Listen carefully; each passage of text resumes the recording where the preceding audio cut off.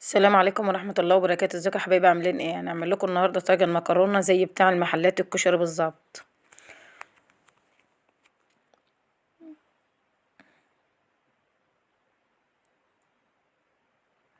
دي معانا بصلة كبيرة اهي هنشوحها حسب ما انت تحطي، عايزة بصلة عايزة اتنين زي ما انت عايزة، بس دي بصلة واحدة كبيرة اهي هنشوحها، كبيرة اوي زي اللي هي بتاعت السمك دي. ودي نص كيلو لحمة مفرومة معانا اهو.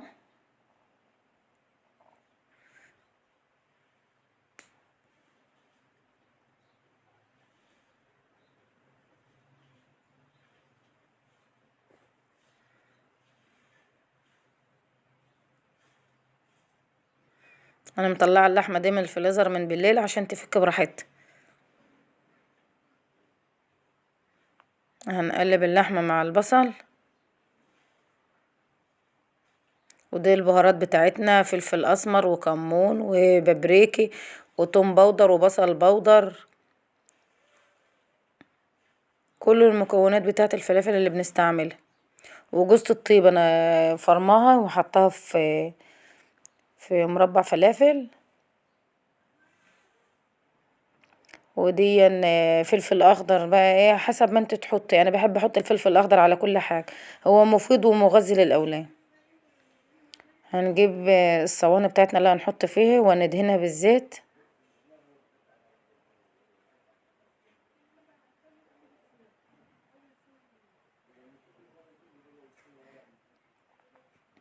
احنا بندهنهم بالزيت كويس عشان ايه لما نيجي نقلبهم المكرونة ما تبقاش لازقة معانا ولا اللحمة لازقة معانا.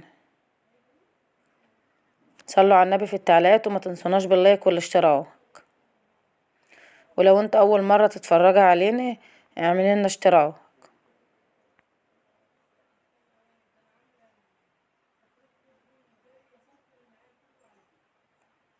هنحط معانا اللحمة بقى، هنقسم مقدار اللحمة اللي معانا على التلات طواجن.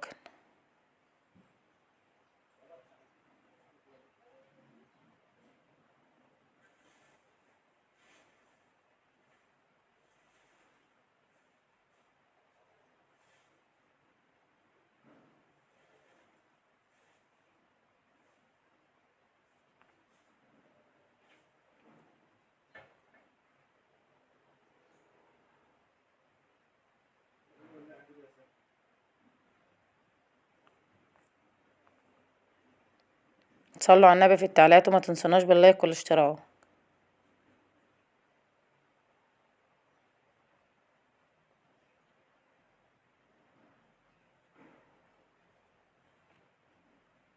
هنساوي اللحمة بتاعتنا مظبوط عشان نبقى كلها نفس المستوى.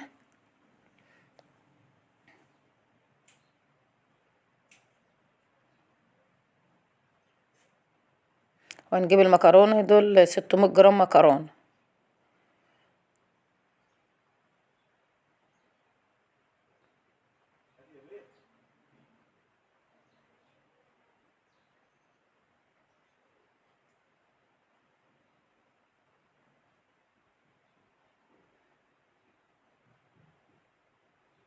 هنحط بقى الصلصة، دي صلصة معانا متسبكة.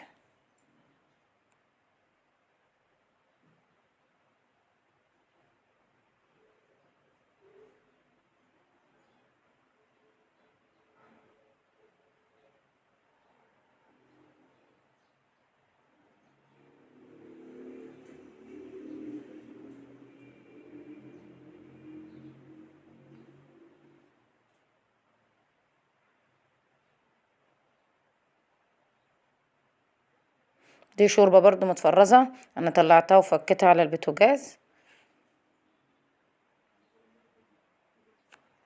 لو عندك شوربة حطي، ما عندكيش اعملي شوربة مرقة بتبقى جميل. هنغطي بس اللي ايه المكرونة بالكامل بالشرب. غطينا المكرونة بالكامل بالشرب. وهنجيب بقى ورق الفويل دي ون ايه ونغطي بيه الطواجن بتاعتنا لان الطواجن دي من غير غطيان. ولو انت ما عندكش ورق الفويل غطيان طاسات او غطيان حلل صغيرة على قد الطواجن يعني تغطي بيها عادي.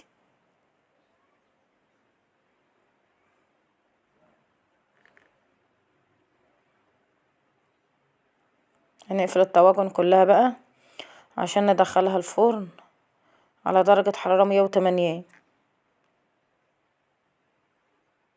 هياخدوا من نص ساعة لساعة في الفرن، من 3/4 ساعة لساعة. كده جاهزين اهم، خلاص كده طلعت من الفرن اهي. هنقلبها بقى يا رب ما تكونش لازقة.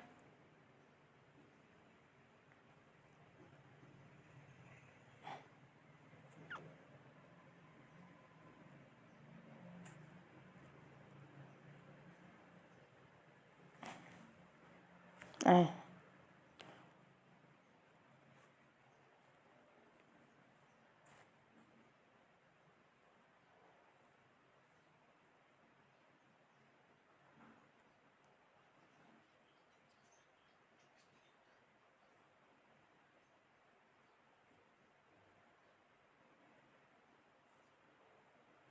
انا مزودة الطاجن دي شربته شوية عشان ابو زياد بيحب المكرونة ايه شربتها كتير، انا بحبهاش ناشفة.